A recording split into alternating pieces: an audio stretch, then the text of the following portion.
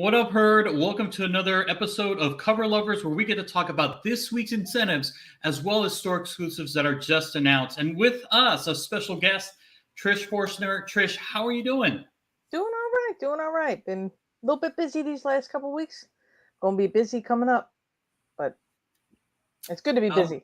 And by the way, I love the popcorn bucket that you have of Simba. Oh yeah, that was one of my souvenirs I brought back from Disney World. I had to. I always get one. I always get like one popcorn bucket when I go. Oh, that's a cute popcorn bucket. I actually have the same one too. I had had to them get up it on the wall. I gotta get something to hold them up that looks like hands, so that way it looks like it's supposed to. You know. Yep.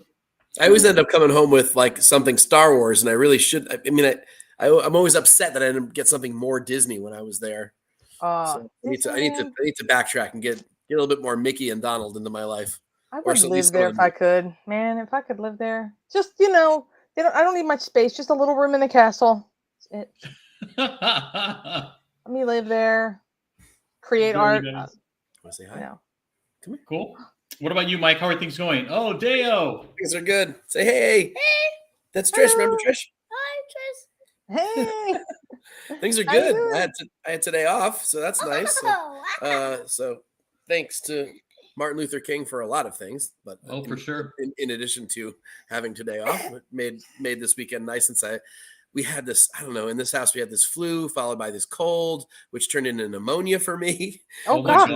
Really brutal. So if I sound a little raspy, that's why. But I'm doing pretty good today. But I needed this extra day bad. So, but I've been looking forward to this, hanging with Trish for a couple weeks now. So this ought to be super fun. There's a couple really cool covers tonight. I'm looking forward to talking about.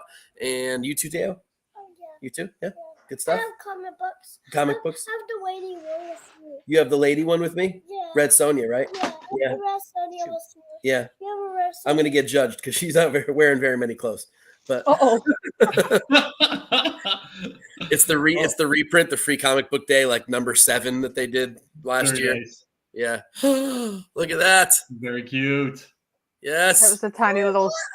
I never made it to the post office. I still have it here. That's okay. That's okay. Yes.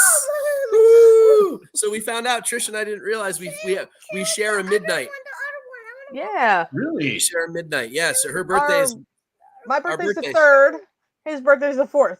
Yep. And that was the night we had our last conversation. We had no idea. We're gonna have another Halloween again. We're gonna have another Halloween again. Yes, next October. Halloween. You want to just have one? Want to just have one Halloween next week? comes all the time. Namesh. He just wants to in dress the up. chat. What's I'm going seeing all on, your Jeff? people in the chat. What's up? All right. Thank you, Jeff. guys. Hello. So let's get this out of the way. Just a quick shout out to our sponsors. Cover price. Make sure to use code word Nerdvana14 for 30 days of unlimited cover price for only 99 cents. And then Bird City. Don't forget TNH10 to save yourself 10% off of any purchase over at Bird City Comics. And quick shout outs to our 4 horsemen, Uncle Rudy, Something Wong, Deanime, and Glenn 2K. Guys, thank you so much for making the community in the chat what it is. And a quick also shout out for our resident DJ, Beats by Monster, Eddie. Thank you so much for the work that you put in. And let's do a roundtable with the chat. So we had GT Key Comics in here first, as always. Thank you so much. And then Sticks Boy, Lover, Cover Lovers, let's go.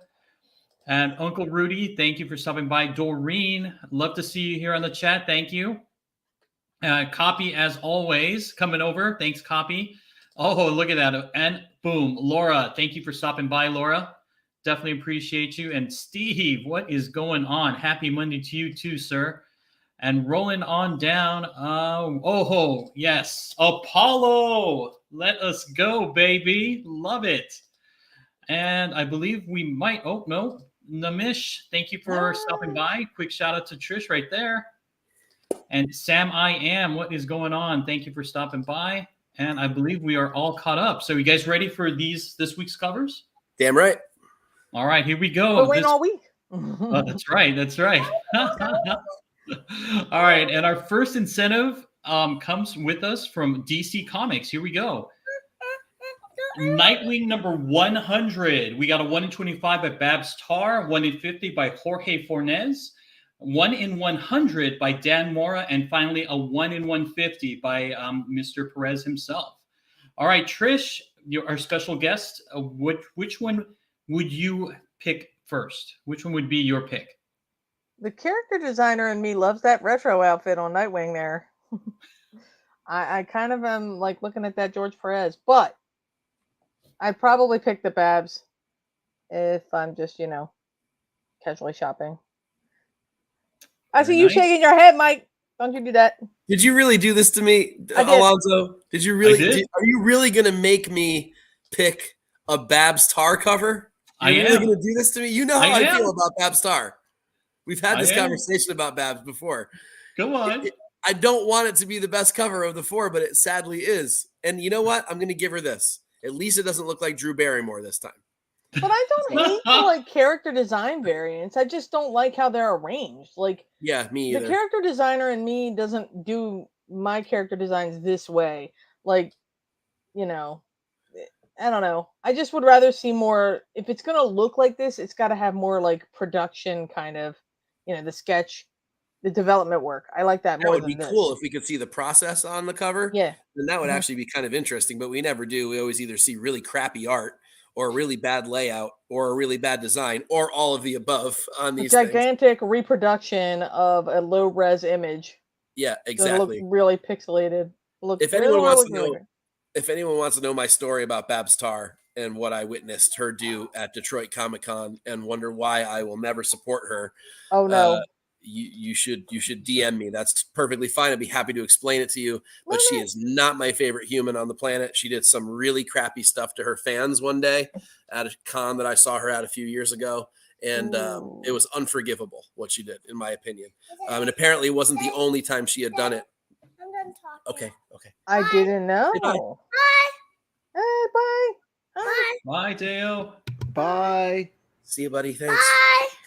Bye. So I don't want to get too political about it. I love creators, and even the ones that are, one of my favorite people to go talk to was Neil Adams. So I was obviously fine with cranky curmudgeons. But this was something that was just, I couldn't believe that I witnessed her do to, bye buddy, to her fans that had waited all morning for her. But either way, so Alonso, man, you know how to do it to me. It is the best cover of the 4. I mean, Fornes strikes again on a Fornes. Well, the Fornes and the Mora are both going for 2 different types of the negative space kind of cover. Yeah. And it's kind of annoying. And neither of them really do it well, right, in my opinion. At least not the way I think we all want it to be. The Babs has nice flow, good lines. It's actually a decent cover this time around. I wish there was maybe something going on in the background, potentially. And I'm just usually not a huge fan of those design variants for all the reasons we just talked about. All right, Jeff, you're up. What do you think? Which one would you choose? They said a lot already, but I am, the Perez, it looks like, does anyone remember those color forms? It looks like color forms just stuck on. I just want to peel them off and put it in the oven. It just looks like those magnets just stuck on there. Yeah. So yeah, I totally understand why Mike and Trish create a scene with Nightwing. Yeah, but it's just whatever. It's just these small little. It look like little stickers. I honestly think the Fornes would have been better if it was just the Nightwing symbol and the 100. Ooh. No Nightwing in it. But you guys are absolutely right. The Babs Tar does beat all of them, and thank goodness it's a 1 in 25. So if you're a huge Nightwing fan and you're getting issue number 100, I'd probably go with the Babs. It's going to be cheaper. Yep, for sure. You know what? I actually would appreciate this Babs Tar version of it if it was like a Valentine's Day special or a Valentine's Day type cover. Ooh, yeah. Sure. But I also wish she used a different shade. But that's it. Okay. So it's a little bit too washed out for you, Jeff? Yeah. Yep. I'm glad that everybody's all in agreement right now. So everybody's 1 for 1 so far. All right, let's move on to the next one here. We have Jenny Frison with House of Slaughter number 11. So I know we've talked about this a lot here on the show. We have the black and white or sketch variant, which is a 1 in 100. And we also have the FOC variant, which is the color. All right, so let's start off with you, Mike. Mike, which one of these beautiful Jenny Prison pieces of work would you pick? I mean, like the past, those black and whites with the color splash, no pun intended on splash in this particular case, are always the ones people want, and for good reason, right? They're a little bit more impactful. I think you can see her pencil work better in them. Sometimes I think her colors sometimes wash out her pencils, and so I like to see her pencils on these. Obviously, it's also the more violent, more action-packed cover. So I like the 1 in 100. I would never pay anywhere near ratio for a House of Slaughter book, considering there's no aftermarket love on any of them. I actually like this though. I like that she drew a dude. We're so used to her drawing women all the time, and she knocks this one out. I think this is a pretty good cover. I don't know that 1 in 100 is an awful big ask, but I don't know any shop ordering 100 copies of this book. Maybe if it were Something Is Killing the Children, sure, but it's tough to order 100 copies of this. So I think it's going to be a ghost. I think it might actually end up being worth some money. Is this the first appearance of this character? Who is that? I have not read any of the House of Slaughter books at all. I read the first arc. I will be perfectly honest. I read the first arc and then I stopped. It didn't really do it for me. So I don't really know. But, obviously she's become synonymous with these sort of new story arc launches. She almost always does the number one cover for it. So, I think that she's maybe a little long in the tooth on these now. Maybe too many of them at this point where there's a lot of choices, not like before where you only could have one. But if I had to choose just from an artistic standpoint, I think the 1 in 100 shows her art better. And I like that it's a dude for once. So thanks. What about you, Trish? I wish that the shading was more dramatic on the black and white. Like, it looks fine. It looks a little flat. But one more thing, as a snob, I wish that red on the color splash would be like a separate hit, like a gloss hit or something like that. Ooh, like, that would be cool. Like, yeah, I wish that would happen. But printers, man, got to do everything on the cheap. Those won't be because they never have been before. But that would be cool. That would be really cool. Yeah, just do like a little gloss hit, make it a nice matte finish on the character. And I mean, you're right. I don't ever see her draw dudes, so like, that's good to me. She has one or two on the Grimm books. I wish the shading was a little more dramatic, and the color one has like a filter over it that's kind of creating some texture, which is nice. But so now, I don't know if she's changed her style at all. And this isn't to swing here, but I have an original cover of hers, and that original cover has much deeper shading on it than this does. So I don't know if this is a reproduction issue or if it's in the original art. But so it might not actually be her doing. It might just be Boom's doing on this particular one. I don't know. Maybe she does that stuff lighter now than she used to. But the Wonder Woman that I have is really deep. The differences in contrast are pretty extensive. So, but you're right. It doesn't show up all that well here. And I like the shine on the blade on the second on the color cover, but like there's no shine on anything. Like even that blood splatter should have some dimension or something to it. It just looks like a filter. I really just want some dimension to cover work now. Like I feel like cover games got to get stepped up, man. Cover stock's got to get stepped up, man. I agree. All right, Jeff. Anything else to add? I don't like either of them. But you have to pick. I know. I don't. These Frizzen ones for the House of Slaughter and Something Is Killing the Children, they're getting really boring for me. And Trish is absolutely right. That grayscale is just so boring. It's so bland. This shading was more dramatic. I totally agree with that. I think it would pop more. And on top of that, like the blood has, like you were saying, it has no depth. It just looks like someone just spilled red on it. And I wish it was a little bit. Yeah, I wish it was a little bit darker red as well. So it would have popped more, or a brighter red. But yeah, if I had to choose, I would choose the black and white. But I really wouldn't want either one of these, to be quite honest. And I think also James kind of echoed what all of you guys have kind of said. I mean, he, in his opinion, he also said that he feels that the House of Slaughter and Something's Killing the Children, the covers seem to be kind of phoned in. Oh, absolutely.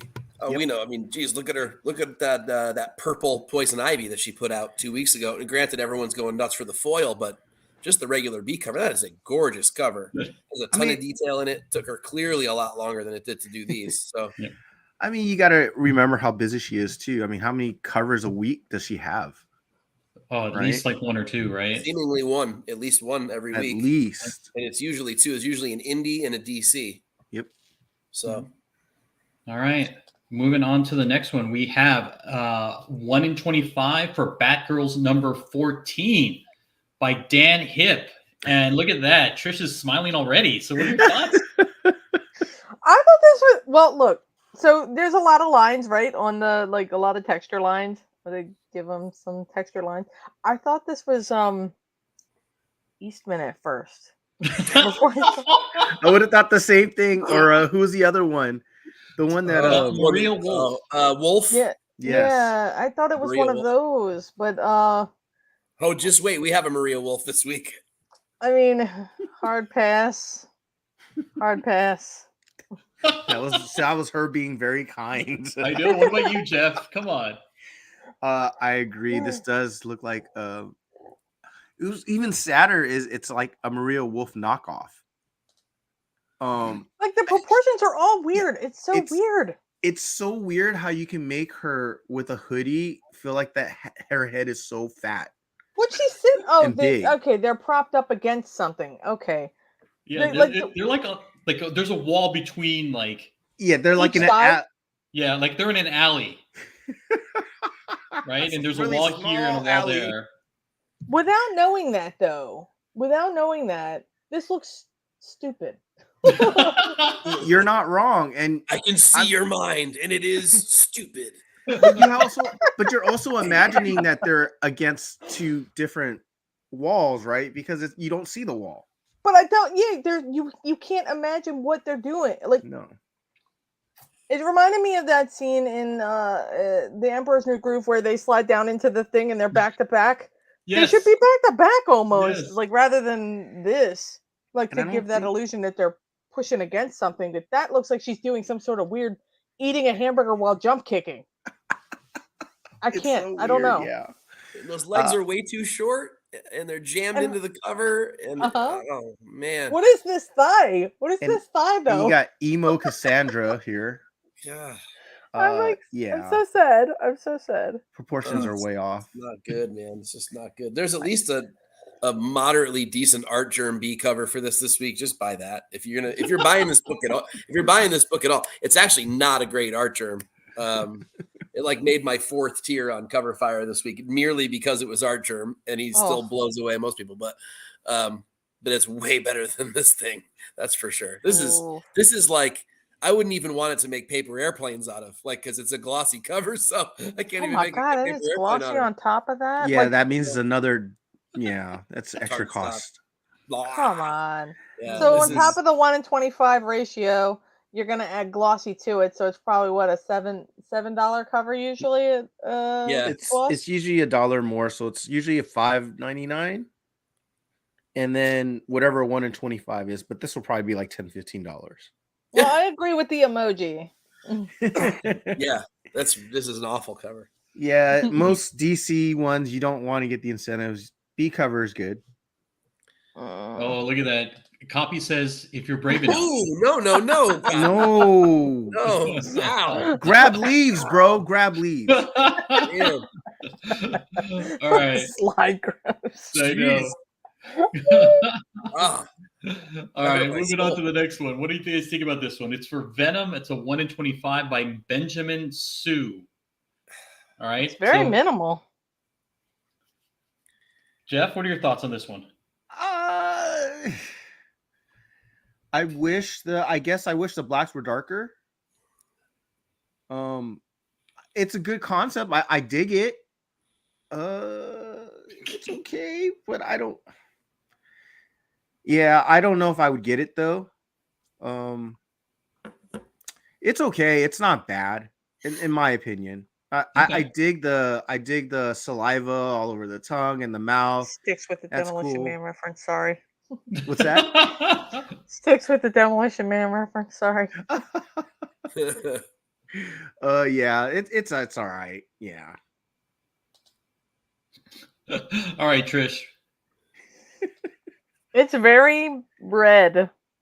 You don't have to be nice on this show, Trish. Just so, but like, just why to do remind people you. do this with Venom? It's always the same thing with him. You know, he's always eating somebody, or Turning somebody into Venom. Turning somebody into Venom. Like, come on, man. I don't like the red either. I mean, it's just so red, and looks like Spider-Man's going invisible, like his hand at the end there, where it's faded. He's Marty McFly, right? Yeah. I mean, all they had to do was add some white for Venom's eye, like that eye part where that would have been usually nice. white, and maybe the saliva. They could have done a white hit. I would have liked this better with some more depth. Okay, Mike. I've got a big problem with a weird thing here, like the top jaw, the top tooth line, whatever. None of that is touching the arm at all. Like, well, I guess they did that to make it easier to read, like the silhouette, because But yeah, I get you. I feel that. But also, if he like closes his jaw just like that, he's got a severe underbite. Yeah, you're not wrong. That's what I was going to say. Is it makes the top cranial part way too small, way too small. So the proportions are all wrong. I don't like the cover anyway. Okay. The concept is sort of like, I don't know, almost a Gleason ripoff, which was already too much as it was. I'm sick of it. This isn't a good rendition. Certainly not a 1 in 25. If it were a B cover, it might be kind of interesting, especially with the changes that Trish said. A couple of white hits would have made a huge difference. Even the lines on Spider-Man's suit, maybe anything, just to give it a little bit more contrast and pop. But nah, this doesn't do anything for me. Well, I don't like how the texture fades at his fingertips too, because I feel like he kind of blending into the background there, and he shouldn't. He's being swallowed. Yeah, no purpose for that. Yep. All right. How about this one here? The Flash number 791, 1 in 25 by Kim Jacinto.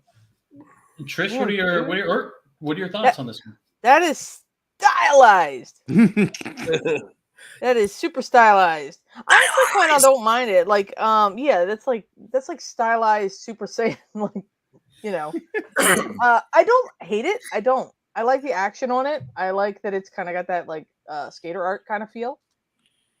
It's different, definitely different. Okay. And I like the colors. Mike? So I generally like art that is bold like this, that will, kind of push the boundaries a little bit, make you, think that you've never seen anything like this before. And like Trish said, it provides a lot of movement, which I like, the dynamics, and that's cool. But I'm not a huge fan of this guy's particular style. It's a little too much for me. I think I don't know what would make it better for me. Maybe crisper. Maybe I don't know. The crisper lines would make it have less movement, though. I appreciate so angular. Yeah, so very square, especially at his butt. Because other artists like Sienkiewicz or Simmons or some of the other guys that I really like a lot, that do this kind of stylized stuff. I often like that stuff, but this doesn't. I don't know. This doesn't do it for me. This is a little bit too much over the top for me, I think. If it's like a concept art. Yeah, it does kind of, right? It does. Yeah, that's exactly what it looks like. You're right. Which is cool. I mean, I dig that it's unique. I'll give it that, but it's certainly not for me. All right, Jeff? Yeah, it reminds me of like Nickelodeon / anime over the top. And it's the face. Honestly, I think if the face was a little more clear, or better stylized, I might have enjoyed this a little bit more just for the craziness of it. But yeah, it's no. He's very stretched. Very stretched. It looks like Plastic Man. The face is bad. Yeah, and there's some street artness going on in it, which I kind of dig too. But yeah, I don't know. It just doesn't quite hit. It's close. Almost. It's close. Yeah, it's like it's almost like I want to see a couple other covers from this artist to see if maybe he nails one of these. Okay. It's like the rose beige silk with the shoes, right? The one that everyone really likes. Yep. Like that one crushes. But since then, there hasn't been a cover she's done that I've liked. So there's one outlier, but so she has it in her to do stuff that I like. Now, granted, I know other people like her a lot, and so it's I'm in the minority on that one. But this guy might be the same way. We don't like this one, but I kind of dig the style to a degree, and I'd like to see a little bit more from this artist to see if there's something in there that I could latch onto. Okay. All right. How about this one? It is a 1 in 25 for the Wasp #1 by I want to say it's Kasia Ni. Hopefully I said that correctly. Mike, what are your thoughts on this one? It's terrible. I mean, this is not even a good A cover. This is like interior panel. Maybe the trade dress is way too big. Yeah, what's it, like a third of the book? It is.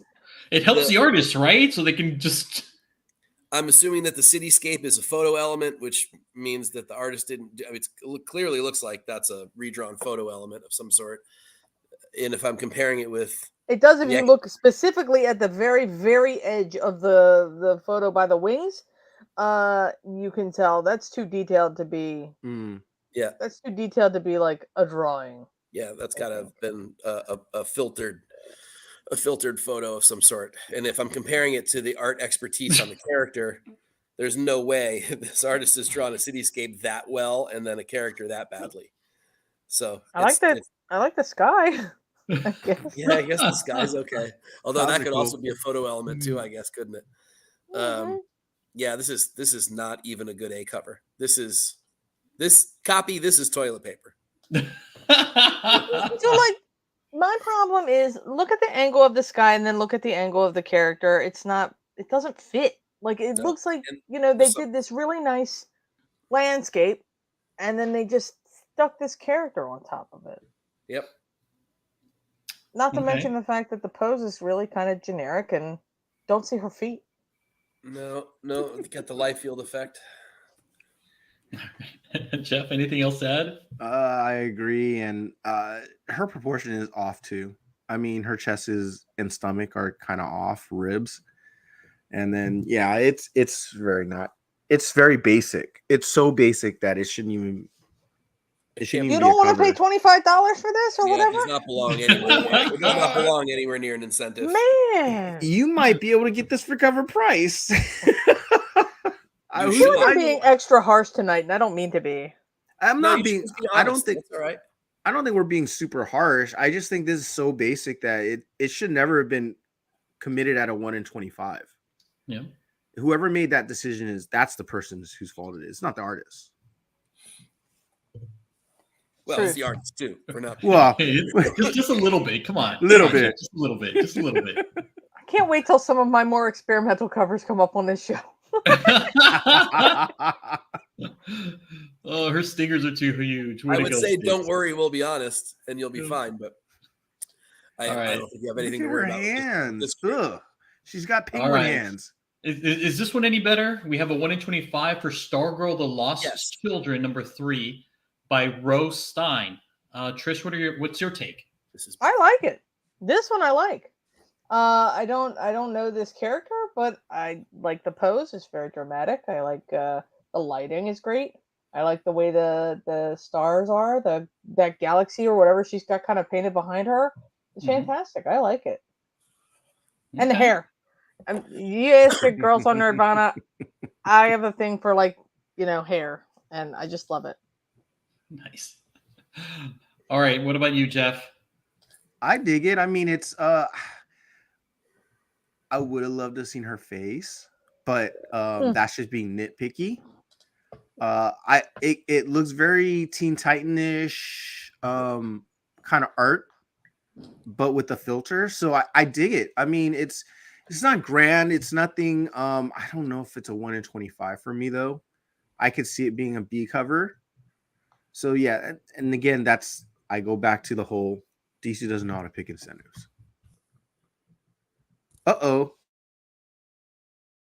Lose Alonzo.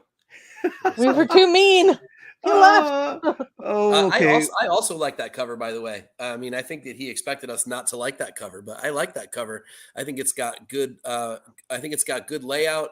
There's a background it's telling some sort of a story. I like sort of the painted look to it. Some really good shadow work in there, especially on her feet where shadows land. And there's obviously some stylization going on here. I dig the hair as well. It's got good lines to it. Just the whole aesthetic of the lines is really well done. I actually think this is a really good cover. I actually kind of think this should be an incentive. This does feel incentive-y to me. Okay. I don't love it at $25. Get that staff a gold hit. I might toss 10 or $15 at it though if I found it. Like if they're gonna like make these incentives this, I'm sorry. If they're gonna make these incentives like this, they should do something special with the cover. Like if you're gonna have it like this, do some gold hits on it somewhere, like up at the top or like at the staff or whatever she's holding, that staff, I guess. Yeah. Or do something special with the cover stock. Don't just make it the same as everything else. Yeah. I don't know. Just if you're gonna expect people to pay more money for it or whatever, or order more copies of the main to get it, do something special with it. I don't know. Yeah. Just bugs me. But like I said, I didn't mean to cut you off. we all dig it. How about you, Alonzo? Do you not like it? No, I love this cover. I think it's great. I love the aspect of it. Again, as Trish mentioned, I love the light in the background and how like it drives the shadow forward. Because I know a lot of times on a lot of covers we see, the lighting effects are really poor. So with this art, I think they did it really well. And I am a huge fan of the Stargirl character. And I enjoy the proportions of the body and everything. This is great. I think it's a really great cover, and it deserves to be an incentive. Yep, agreed. She looks like a teenager. Yep. Yeah, but she's supposed to. Yeah, right? Exactly. That's the point, though. Yep. So, but that's good this time. Unlike the Harley Quinn covers where they show exactly. Or at least you're feeling kind of icky. Yeah, kind of. Yeah, I don't even like to have them on the screen. All right, here we go. Oh man. Oh no. Yep. So many lines. Our friend Maria Wolf here has another cover for Barbaric Hell to Pay #1, but this time it's a 1 in 10. All right, so I see Mike's a little distraught over there. Trish, are you? What do you think? Okay. There's so many lines, but also, I mean, I don't know if this is just her style or what. Like, it's her style. Not my thing. I know there's people that are into this sort of thing where it's just like lines everywhere, texture out the A, and just I don't know these colors on these flames, but wow. It does look like it. Or was it those monster balls? Yeah, like Mad balls. That's it. Yeah, mad balls. That's kind of lots of lines. You could put more lines on it or whatever. It's not going to change the fact that it's kind of not great. It's just one word, no. Namesh saying things that I can't say. No. Just no. You can say it. You're fine. I mean, it's not my style. It's not my jam. That's that's another way of saying no. This looks like she put a lot of work into it. I was going to say that. That's so we don't have Rob tonight, but but she accomplished exactly what she did wanted her to thing. accomplish. This is what she wanted to do. Good job. It looks very like tattooed. Looks like one of those adult coloring books. And then she busted out the colored pencils and tried to do some shading in there.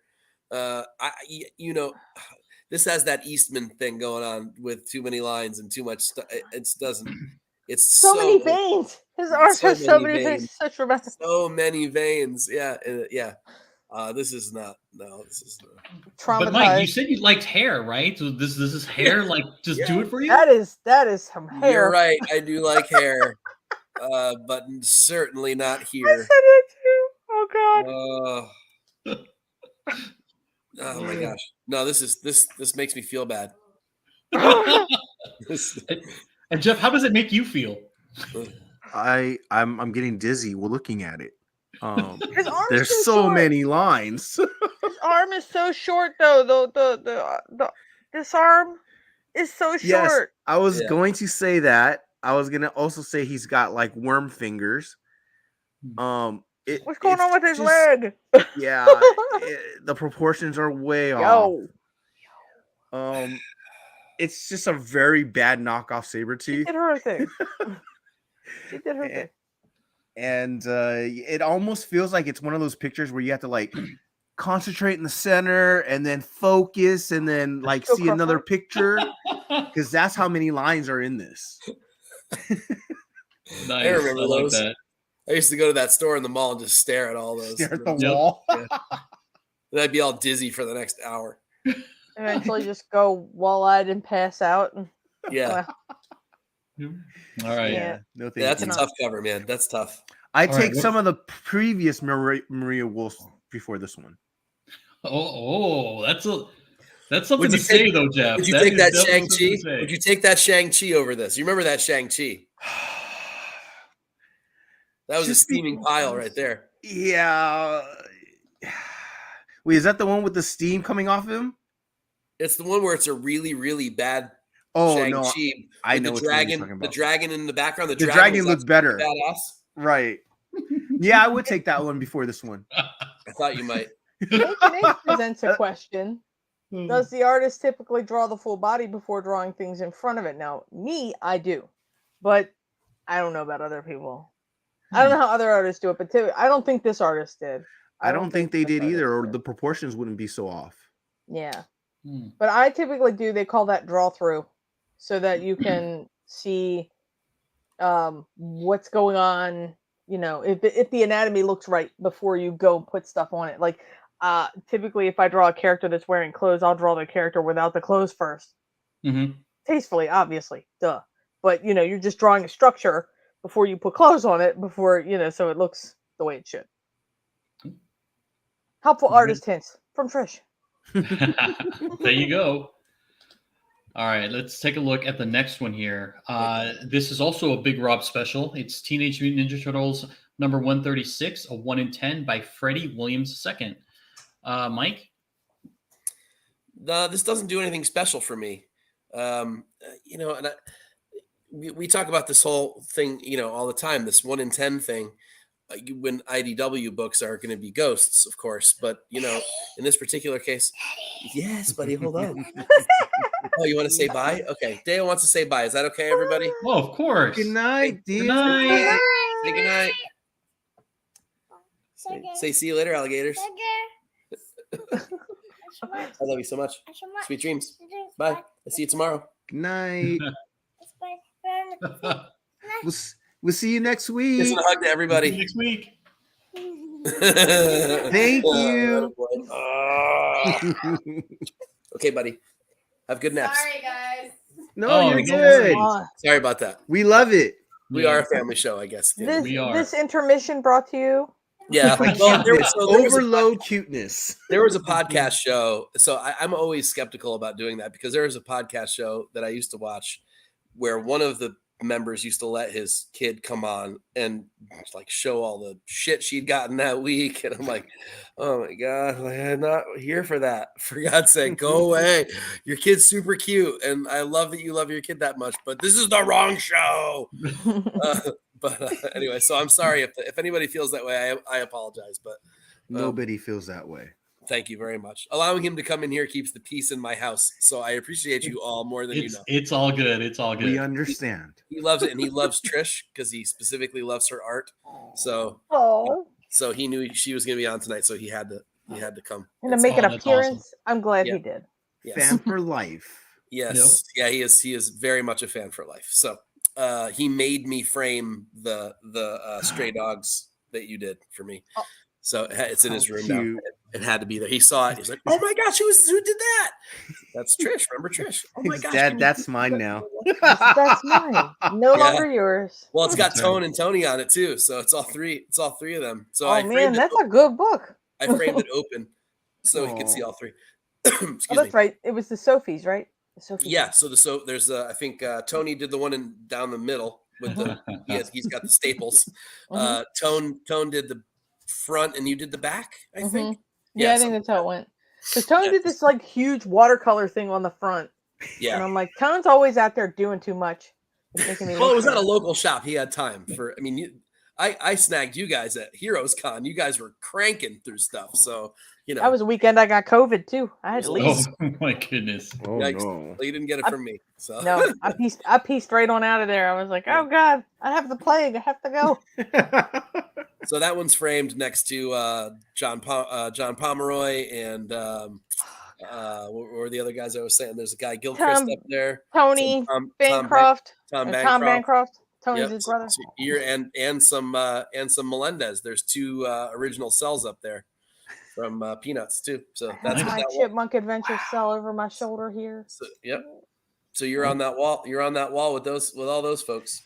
All good company. Yes, you are in very good company. That's for sure. Back to this cover. Back to this. What I was going to say is, we talk about the 1 in 10s being ghosts for IDW all the time, and if you like them, you should make sure you get them on day one, or you're never going to see them again. But I don't see that on this. I mean, unless is that character new? I don't recognize that character on the cover. Either it's a which one rendition. The Triceratops. The Triceratops female. No, it's not a new character. She's been in the book before. Okay, then I would say it's not a bad cover. I mean, it's okay, but it's I don't know. I want turtles on my Turtles books.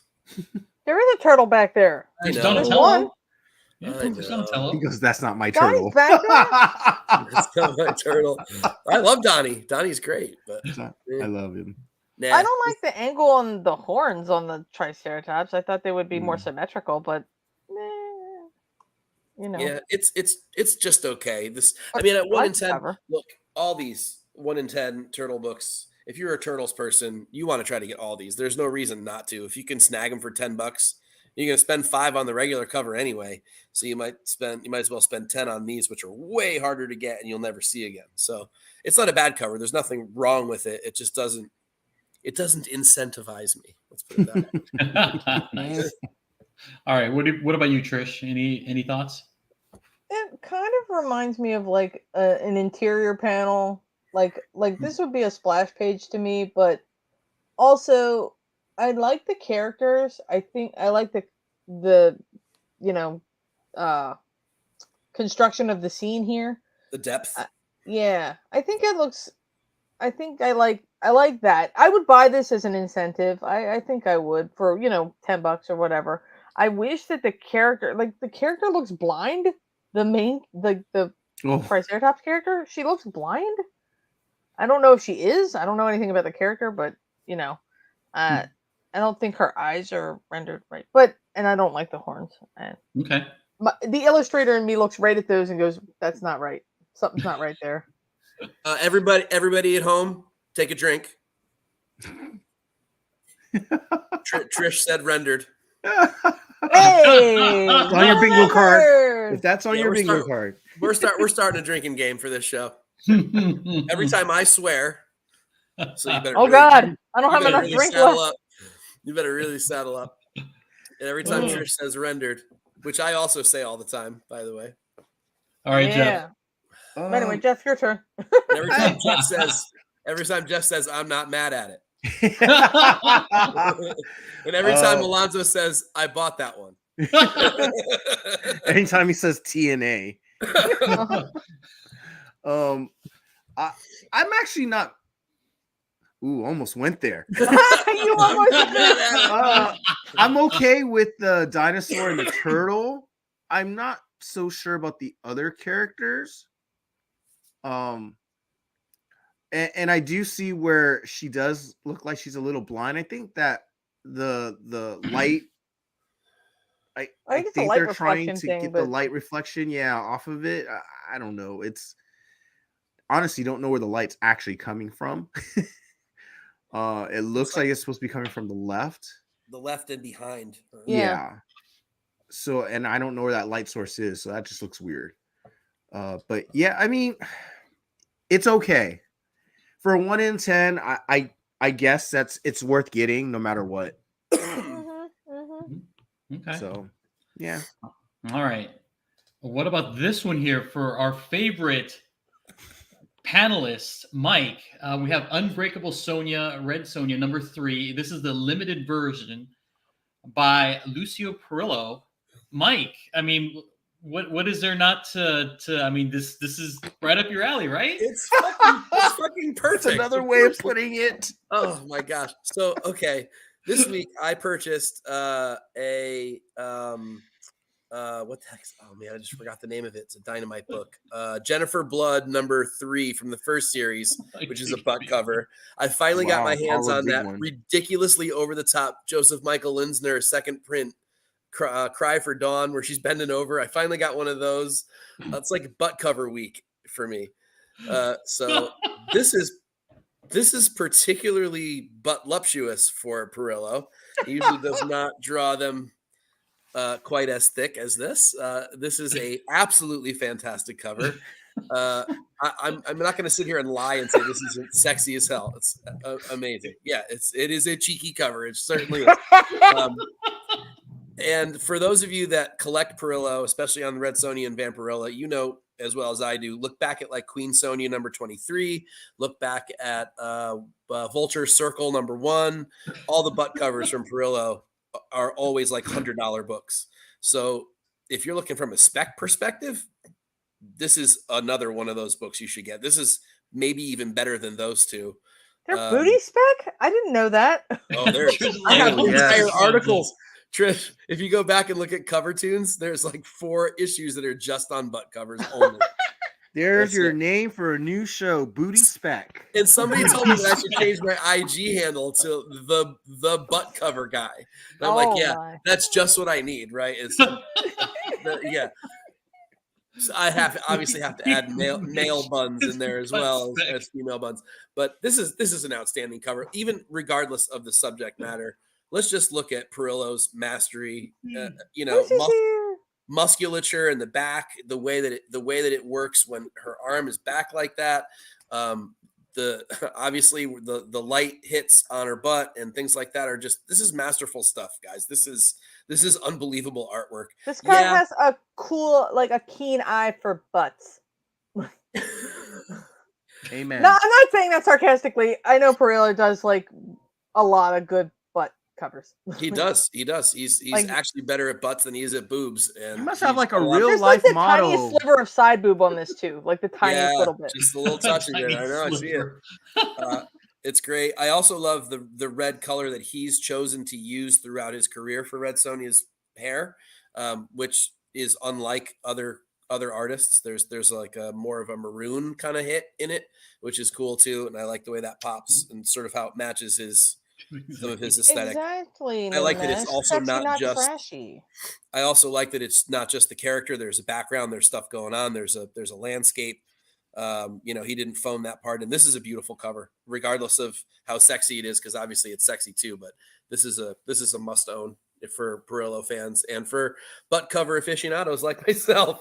There you go. And I'm going to quit now and go shoot myself. All right, Trish. Mike's buying it right now. I already own it. I don't even know why I'm laughing. I should have known. All right, Trish. Oh, I was giving my feedback the whole time. Oh, all right, Jeff. Booty. Bootylicious?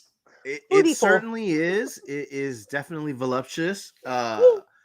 It is. You know what? I'm going to give it a lot more credit than just a great derriere. Yep. Okay. The back lines, the muscles, the folds, like it's perfect. I like the detail of like the scar cut on her leg. I like that even the bottom of her looks like it's got some sand on her on her leg. So like I like the details. He went for everything on here. I definitely like the background, definitely love the hair. So this just nails it. I mean, he nailed it this time. You know what? This should be a special, like a one shot of just Red Sonja at the beach. They should really do something like that, right? When they do the swimsuit cover issue, this has got to be on there. Oh, look at like Styx is just staring at the fence. Nice clap. Oh, nice eyes. I'm telling you, it everything around it is actually really well done too. So yeah, it is. And look, you got all the lighting right on all those on all those muscles, and obviously on the butt too. But like even in the hair and the little wispies on the end and stuff, like that's not just comic book art. That's the hair looks so real. Something else. Like that's way beyond. That's like, I mean, that's like gallery level.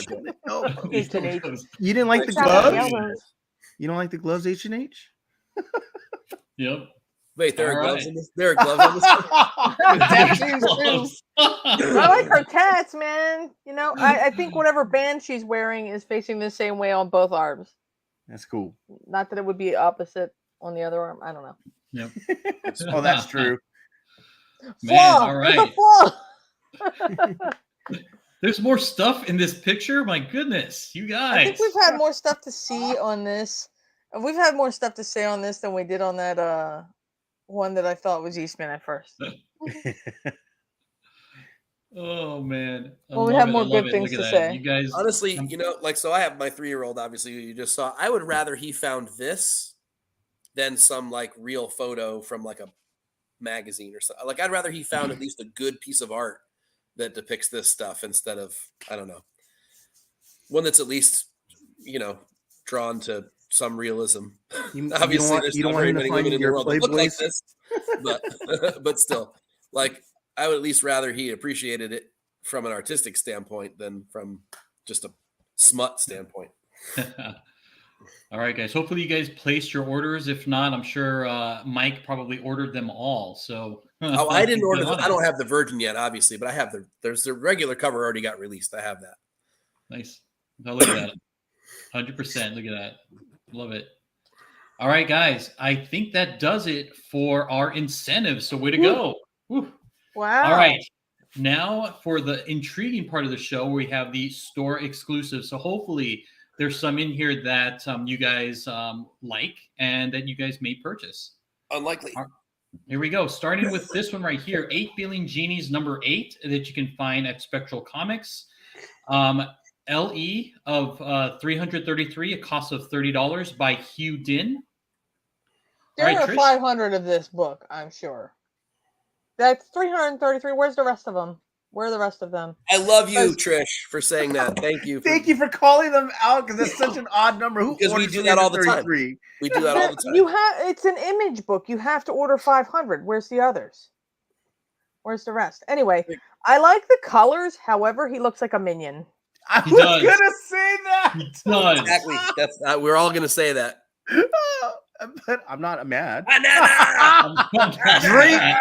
Drink.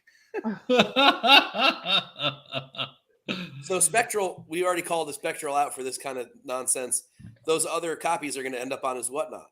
They continue to just all of a sudden. And also, his little minion legs are too short. Like one leg is too short. Yeah, that is a little weird. I guess he's stepping backwards. Is that the idea? Yeah, maybe. Or he pushed off with one leg to stay afloat. I don't really like it anyway. Minion aside. I don't know why. Well, just as an FYI, it did sell out. Well, because of the book more than the art, probably. The book is this the last issue? Well, if you think about it, there really weren't a lot of store exclusives for this book in general, like that I've seen. I know that towards like issue 7 and stuff, when Image started doing reprints and stuff again, people started getting on board. So, you know, maybe that's why. But to me, my 8 Billion Genies 8 is better. Which I have a confession to make on the air. You know, I do not have your first print. I need to have a second. So sad. I know. I didn't know you yet, and I didn't fully appreciate what you were doing at the time. And I slept on it. Not gonna lie. But I got in on the second one. I got in on the second one. I got in on the black one. So I think that one looks better, actually. with the black. Yeah, but it's not what the cover color. It's not what the box colors look like. Oh yeah, it's not the actual homage, but it doesn't have the like full. like I said, I do dig the colors of this. Like it reminds me of a Simon, like the Simon board. Oh, when you play the game. Beep, boop, beep, boop. Oh, I thought you meant I like to draw drawings. I draw. Well, I mean, but it's kind of giving me that. It's kind of giving me some watercolor vibes, and that's kind of fun. But he's definitely a minion. That's totally a minion. Yeah, that's a minion. Banana. Jeff? Nah. Yeah, I kind of like it. I actually dig. So I like it when a store chooses their exclusive, and they're able to hide their own logo within the artwork. And I like the fact that they have their art on his little pocket there, the logo. So I mean, I dig that. It's not bad. When the symbol's cool, that's cool. But when it's not, bad. Yeah, it's just. I'm not mad that I missed out. Oh, Jeff.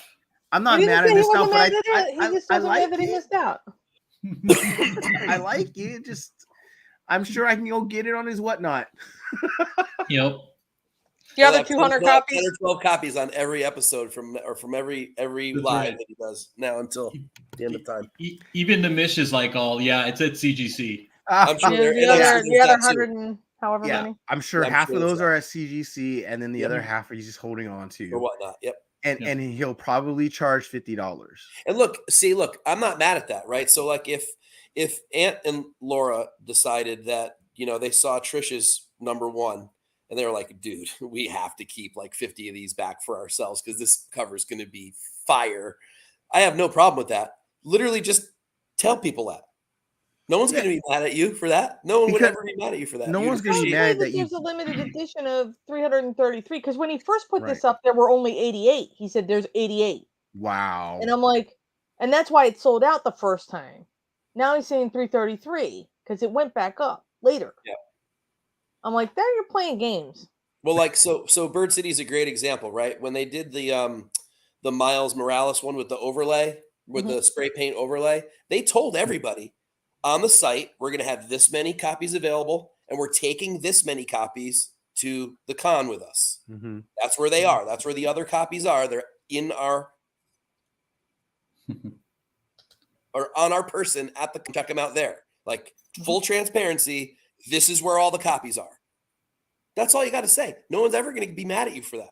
Not in a million years. Just be honest. And I also, full transparency goes a long way. But when you know what the minimum orders are for these like books, when you know that Marvel is a 3,000, 1,000, or Image is a 500 minimum, you can't be playing games like this. People know math. Wait till we get to Comic Mint, BTC, Eastside Comic, whatever the foursome. Wait till we see those numbers. Those are always laughable. There's one, and I am gonna get it. Damn it! 8 shops that get in on it, and it's like limited edition. No, you're lying. Stop it. Stop lying. Just be honest, and no one's gonna be mad that you bet on yourself. No, right? Yeah. Like if Bird City had held back those Trish Forstner's first edition, first prints, they would be doing very, very well right now. And they were even just lucky to have like a dozen or so left over. Yep. I have 8 of them. Oh, you control the market, Trish. I'm gonna have to buy one from you, Trish. Darn it. All right. How about this one here? So this is the new comic that's going to be coming out soon. This is Local Man. You can find it at Bird City Comics. It's LE 250 with a cost of $20 by Tim Seeley and Tony Fleece. So Trish, I know that you know these two gentlemen very well. So what do you think? I have no idea who either of them are, honestly. JK. Tony, my BFF. I love him. I believe Tim drew this, if I'm not mistaken. But it's a Spawn homage, right? The Angela one, number 9. Love the vintage feel of it. They got the line thicknesses and weights just right. Classic, like coloring. I dig it. Of course, I dig it. And I'm eventually going to get to do a cover for this book. Okay. So, Ooh, cool. yeah. Nice. Yep. Mike? Apollo, don't talk shit. It's fun. I gotta say, this is probably the first time that I give exactly 0 fucks about the book and want one. Like, I really love this cover. I don't have any idea. Have you seen the concept of this book? The haven't. concept of this book is really cool. Like the top, like the first part of it is like a story of like it's a modern day story of a comic book, like a superhero who loses his gig and ends up going back home with parents. And then the flip side of that, it's like an Image classic, and it tells the story like a 90s story all the way through. So it's like a half and half kind of book. Okay. I love the cover. I mean, I love the original Angela cover, which I think is an homage in and of itself of something else, isn't it? I think it might be. I have to look that up. But yeah, if I'm not mistaken, I think I remember that already being an homage. But either way, this is very well done. It feels 90s, but it's sort of got a modern kick to it. The colors are well chosen. I don't know if those colors are already the characters' colors to begin with, but it looks great on this cover. Really great layout and lines. I mean, this has the right nostalgia for the 90s. There's plenty of bad nostalgia for. We all lived through it. Really good cover. This does everything it's supposed to do. And yeah, I am a little. What's up with the 250 though? If they have to do 500. Yeah, I'm kind of. I don't know about that. Yeah, we'd have to hit up Bird City. I don't know if it's like. I don't know if it's something that they split. Maybe they split with another shop. I don't know. They could have. Yeah. Like Devil Dog or Devil Dog. Devil. What is it? No, it's Devil Dog Comics. It is Devil Dog. Yeah, I know they work with them sometimes, so it could be them maybe. Jeff. I dig the fact that when they go for homage, they homage almost everything, right? From the old Image logo to the stylization of the title, the trade dress, and just the whole 90s feel of the colors and the hair and the outfit. It's just I feel like I'm in the 90s again. I even dig like the X shield and helmet and the bow and arrow. I dig all of that, and it's okay. So there's one thing I kind of don't like about it is maybe that she has a belly.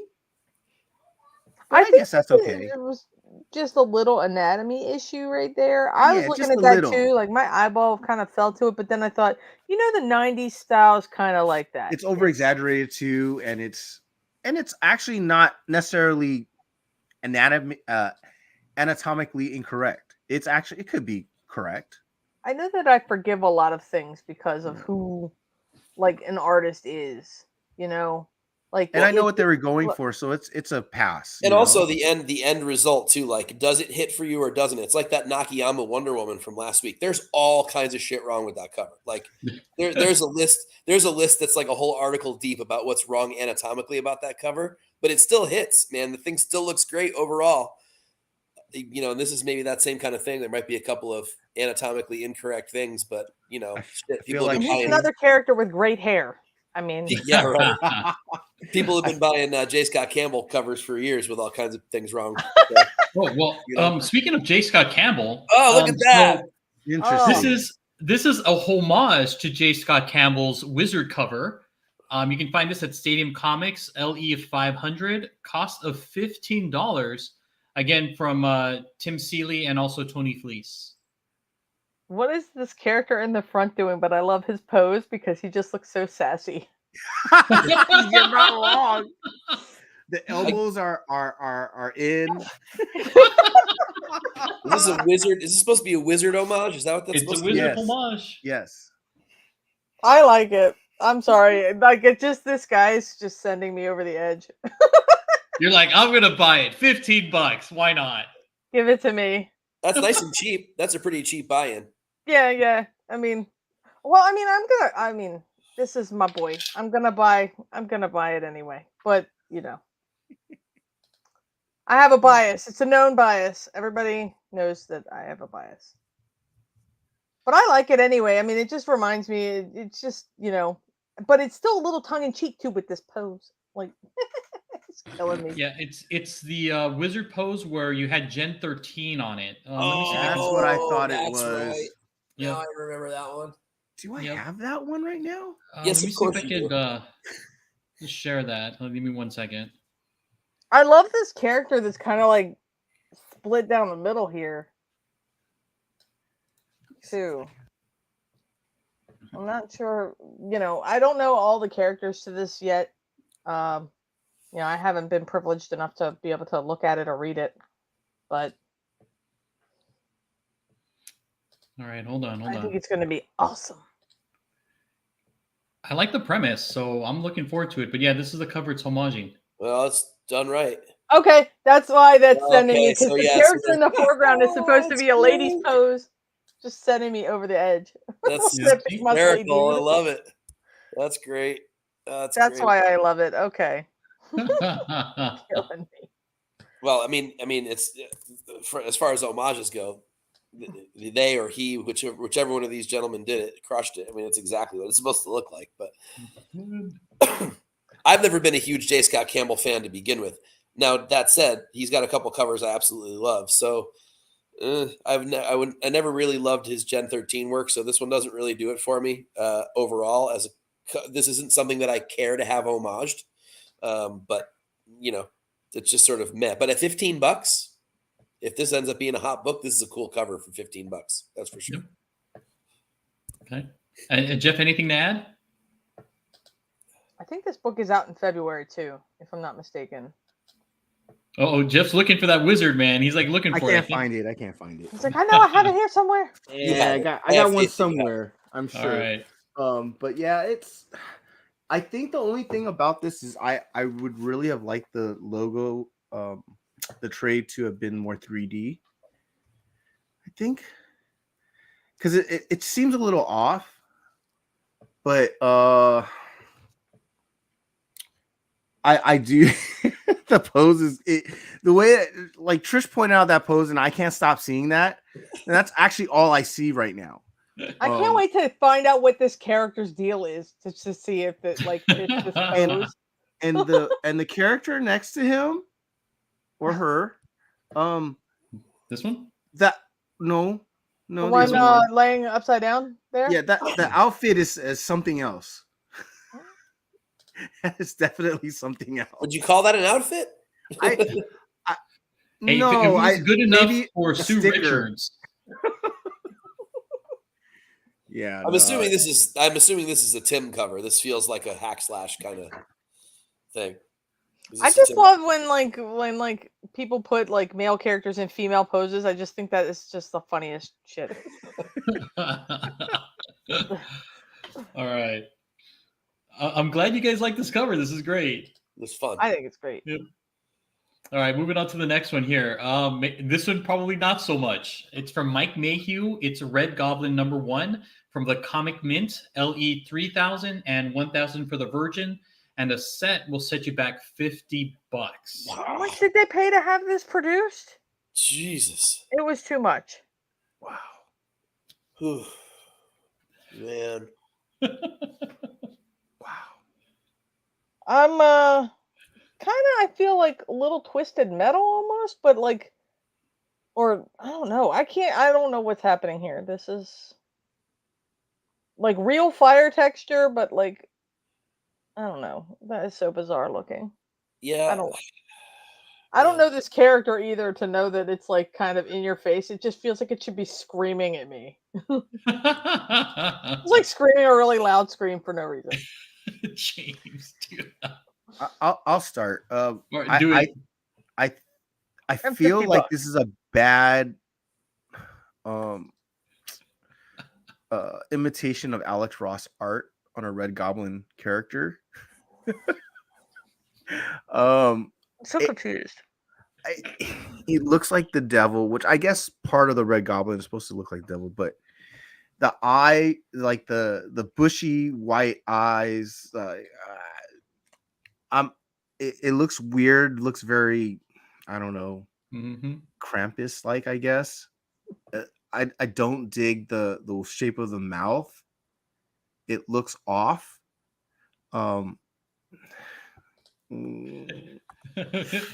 Jeff, are you mad at it? I'm really Instead of not being mad at it, he's totally pissed. I'm like, I don't know what this doesn't look like the Red Goblin. I would never have called this the Red Goblin if I saw it. If it didn't have, like, if I saw that Virgin one, I would have just thought it was an indie book. So yeah, I'm kind of thrown off, and it's just not. It's not. It doesn't feel complete, or it doesn't feel like, it just feels weird, and I don't like it. How are they going to sell 4,000 copies of this book? How do they ever? That's a great question. I just, I'm like, I'm at a loss here. Just because, like, I can't tell what the hell's going on. Like, I don't like the realistic fire. And is this a painting? Did he do this digitally? I don't understand how this was constructed. It's frustrating.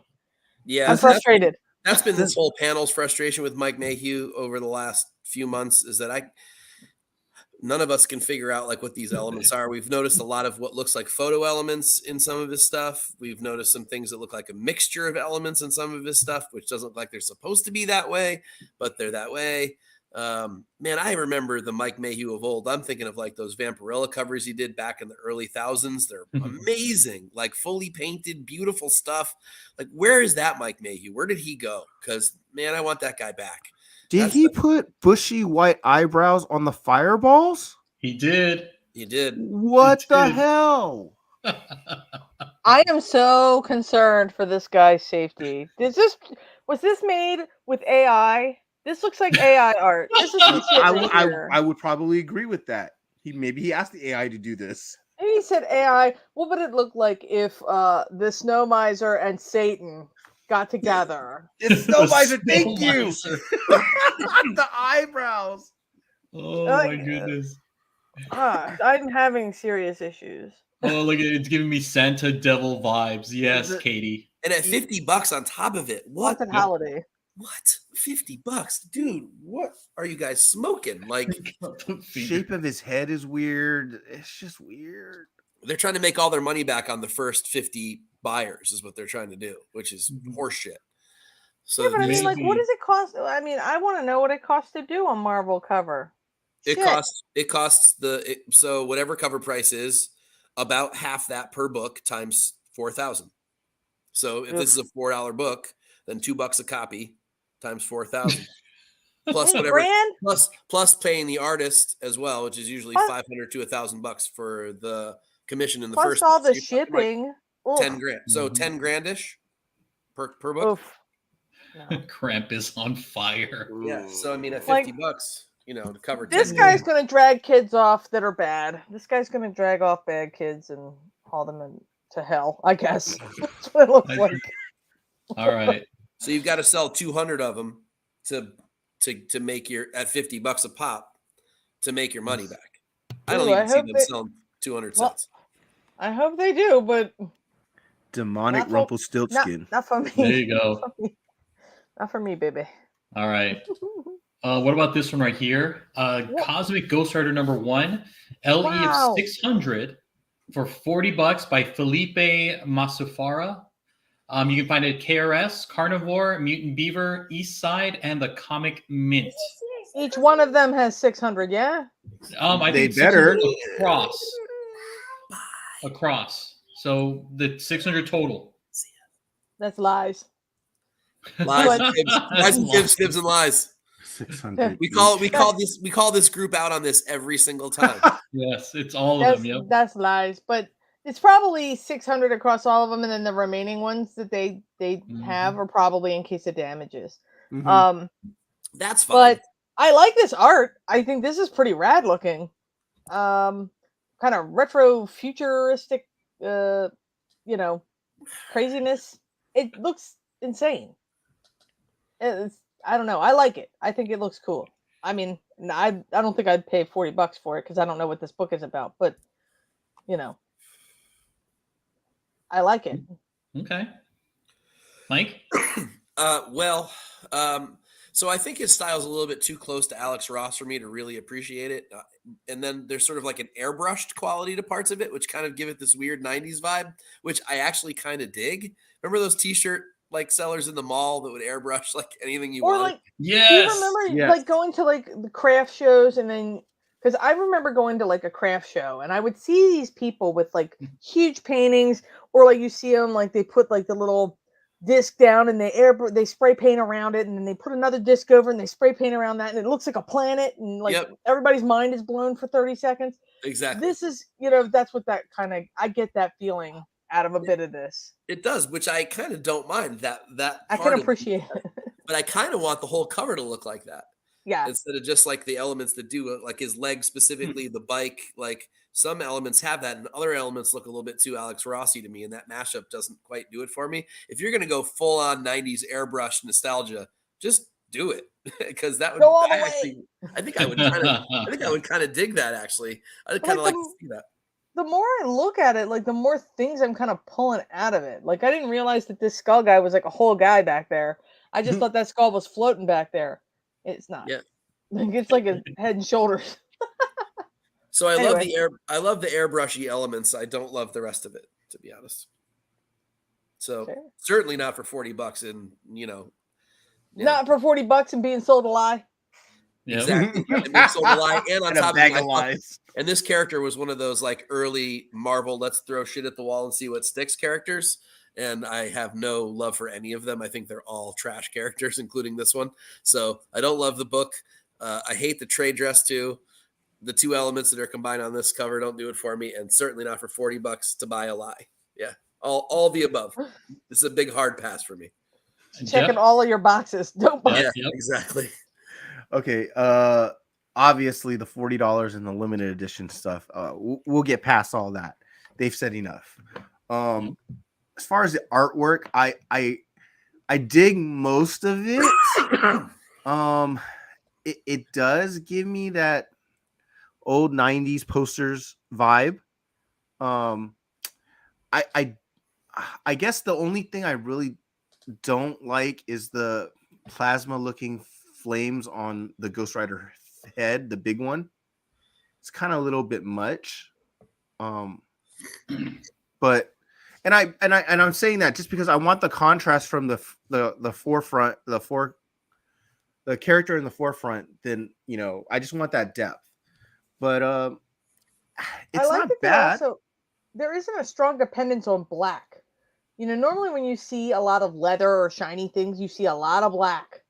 And I don't see that here, which gives me the 90s feel, which makes me feel it's more like airbrushy. I can appreciate it. Yeah. It almost like a Masters of the Universe like homage. I get that too. And it's, even with the trade dress on the bottom, but I kind of wish the trade dress was actually on the top now. I don't mind it. At least it's small. Because it's that small, I wouldn't mind it on the top. If it was any bigger, I think they should have made it bigger if it was on the bottom. Careful, you're going to get another Wasp cover where it's a third of the cover. You're not wrong. I might ask too much. Yes, it would say Cosmic Ghost Rider, but it would be over the skull, and you wouldn't be able to see him back there at all. Oh, there you go. Yeah, it's a pass for 40. Yeah. Okay. All right. What about this one right here? This one just came in. It's Spider-Gwen Shadow Clones #1 by Lobos, which again, LE 600 cost of $40. You can find it KRS, Carnivore, Mutant Beaver, East Side, and the Comic Mint. So it's the same group. There we go, Mike. This is way too much stuff going on this bad Adam Hughes cover. I was gonna say, I thought it looked like Adam Hughes a bit. Oh my gosh, I mean, this way too. It made my head hurt the second you popped it up. I don't like it at all. I also don't. Again, like I just said about the last one, the Masafara one, don't do your own thing. Don't try to be somebody else. Clearly, this guy's trying real hard to be Adam Hughes. I thought those were affirmative head shakes that you were making. No, and you liked it. No, I don't like it. I don't like it at all. It's a forgettable cover. It's too many characters in one thing. going on, and it's a ripoff of somebody else's style, and it's just a white background. I don't like any of it. I mean, Okay. I've done this style before where I've drawn like a center character and then a bunch of other characters, but usually the other characters are kind of faded out so that the character in the foreground, the one you want to focus, is the strongest pose, the strongest coloring, the strongest, it looks the best. Yep. So your eye goes to one spot like it should. Yeah. And then you can kind of gravitate around and go, oh, look at that. That's kind of cool. I mean, because I've done that a lot of times. I did that in my own book. Like, if you look at my art book, there's a page in it, or there's several pages in it where I do these character design kind of things, where I'll pick several expressions and several poses similar to this, but it'll have a center strong pose, and then all the rest of them are really faded out. So that way you can kind of gravitate around to it. I feel like if they had done something like that here, but without this, crappy running pose in the foreground, picked one of the stronger ones, like the Doc Ock one. That one's kind of cool. Or I guess that's Doc Ock with the, tentacles. Yeah. Yeah. Or the Sandman version. Like, I feel like, but you're trying too hard to be someone else, man. Be your own artist. Do your own thing, bro. Yeah. I like the Sandman one the best, I think. Yep. And I might actually like this cover if it were just that. But again, it would look too Hughesy to me, and I probably would pass anyway.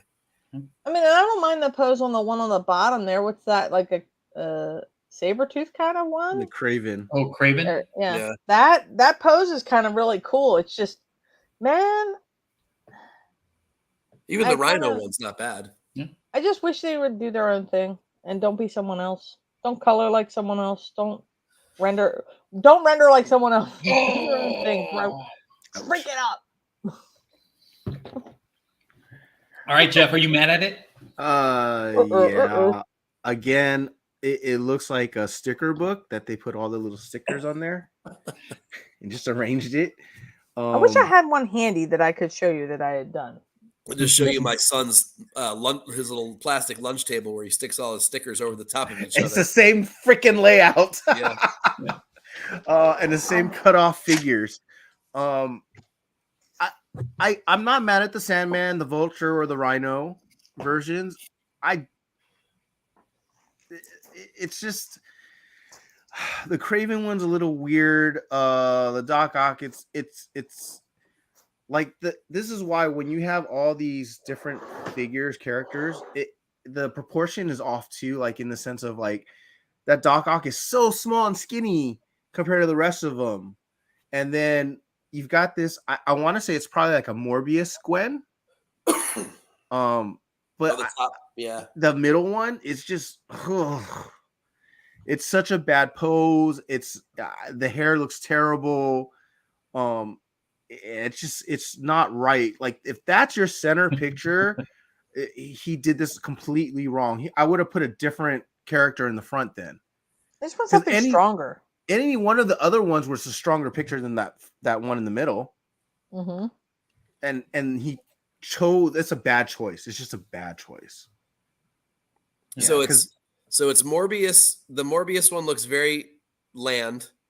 The Sandman looks actually the Saber or the Craven one looks like a dead ringer for Hughes. I mean, it's like there's Terry Dodson vibes going on a little bit here and there. Like it's like a bunch of different artists that aren't him. And they all have the same kind of foreshortening on the arms too, like the Rhino and the Craven one. Yeah. And yeah, they all have the same kind of. Oh yeah, and the main one, they all have the same kind of foreshortening on the far arm as well. It's amazing that he chose that one to be the center. Yeah, that's all. Yeah, all the other ones are better. Bottom center jazz hands. They all have jazz hands. You're right, for the most part. All right. What about this one here?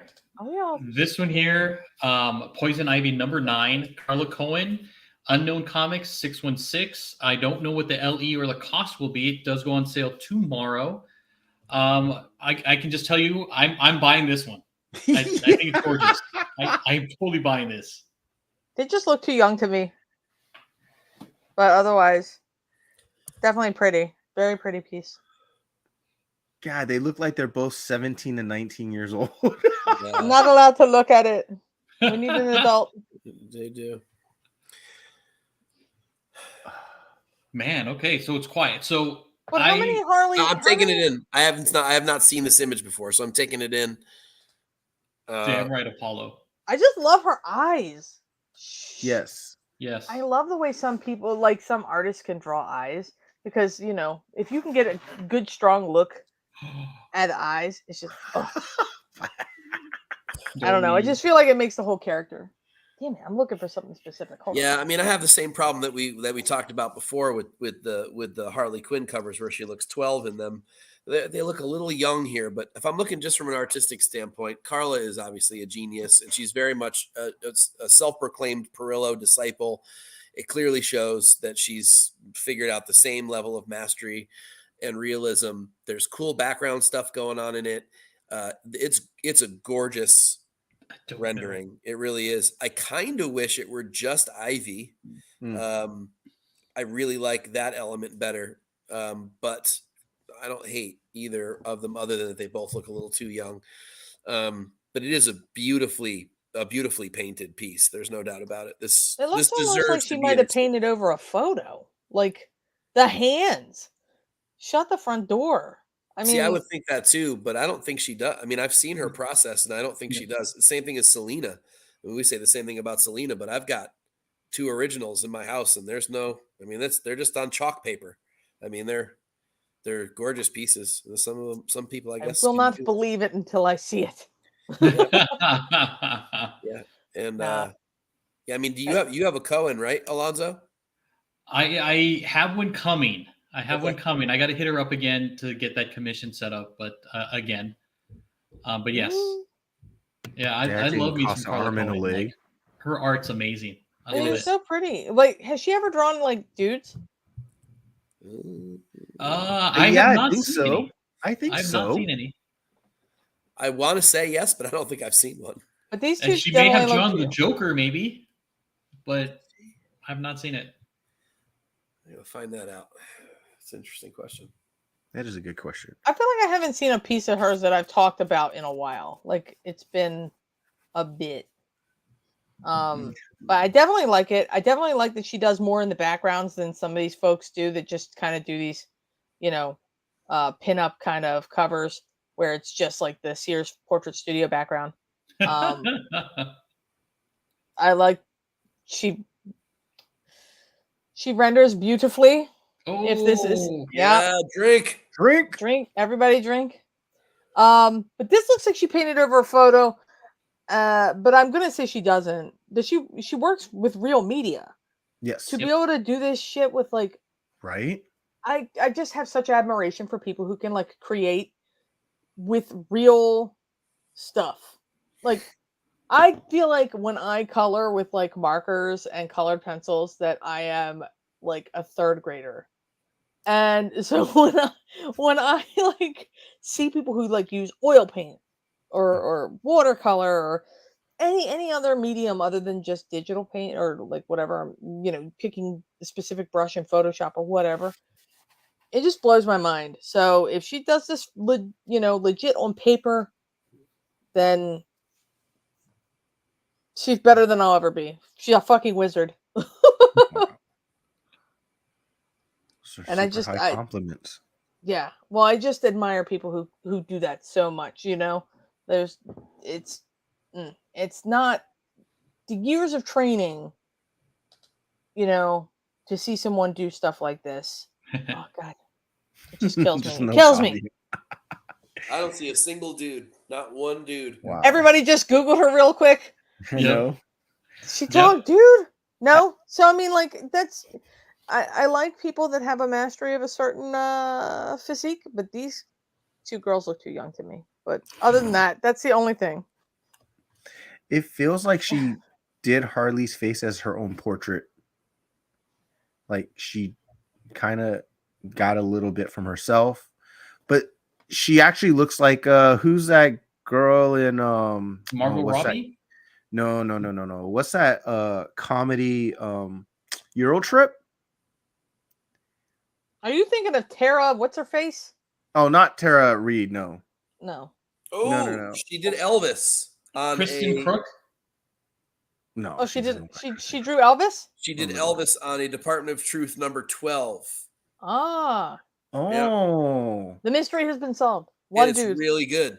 Is it? See. Yeah. Fire. Dang. Yeah, I dig Google the faces. I mean, I know they look a little young, but at least they look old enough. Wow. Take that back. I just like how like you're right. Everybody type in old enough into your Google and see what comes up. Oh God, don't do it. Don't do it. What's that Clint Eastwood movie, or is it You're Old Enough for Kisses? He's talking to like a 12-year-old. It's so bad. It's a real movie.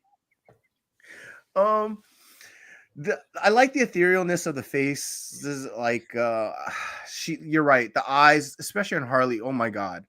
The hand touch, the hand holding. I like the way, like you said, the way it's rendered. I dig all of it. Actually, there's nothing wrong with this. I can't say.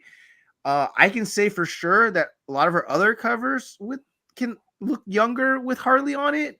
This one doesn't look as young as the other ones, so I'll give her a little more credit. I mean, she's aging her up, I guess, as she draws new covers. But yeah, I really like this one. I'm really curious on the LE and the cost. She's got the Boys Dear Becky #1 Homelander cover as well. Okay. All right. We'll find out later on tonight or tomorrow if you guys are on their mailing list as far as like LE and cost. Again, there wasn't any when this came out, but yes, I will be in line to buy these again. All right, and that does it for our show for store exclusives. Trish, what do you have going on? Okay, so I've got a busy first week of February coming up. On Friday the 3rd, my work participates. Well, I should say I participated for many years. The Polar Bear Plunge, Maryland State Police, benefiting the Maryland Special Olympics.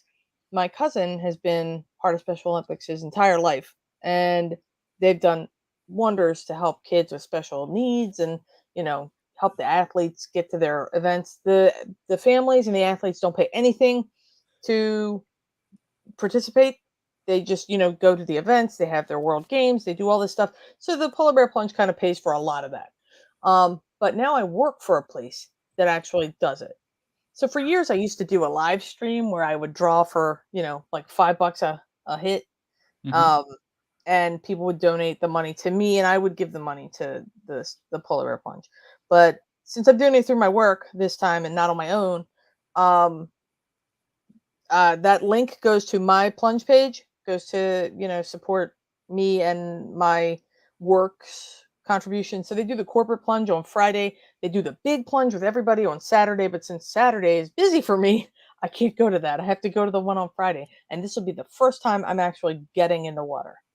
Like, ooh. I never get in the water. Yeah. Screw that. My husband goes too. He does it with his work, but now I do it with my work and he does it with his work. We're just going to go and have a nice time together that day. You just got to run in, get under the water and then run out. Yeah. They have like a line of cops around the outside. So like in my brain, I'm thinking it doesn't look that far, but I bet as soon as I get in that water, I'll be like, that's huge. I can just turn around and go back. It's going to hit you and you're going to slow down immediately. Yeah. Well, my husband and his friend, when they did it, they went all the way out, high-fived the cops and came back. Oh, I was like, well, maybe I should try that, but I'm pretty sure I'm probably going to make it to my knees and go, bye, peace out. This is cold. Thanks for contributing, everyone. It's definitely a great cause, Trish. And here's the link. We put it in the live chat. And also, too, for those of you guys watching on the rewind, you click on the description. The description for this particular show does have that link. So please head on over to the fundraiser that Trish is doing for, again, the Maryland Special Olympics. And then the next day, you're gonna with hypothermia, you're gonna go sign comics. Yep. Third Eye Comics, my loves. I love them there. They're launching my Darkwing Duck #1. Not this one. Wow. The one pictured is the Bird City. Bird City Comics, yep. But I should have. Hopefully, I'll have a few copies of that there. If the mail's running right, I should have it in time for the Trish, show. do you have the answer to this? Where do they plunge at? Ocean City? No, they plunge at Sandy Point State Park. And the big plunge with where the public comes is on Saturday. They have a big party. There's a tent, like they have music, they have DJs there, lots of games, fun, tailgating basically. Food. They have merch.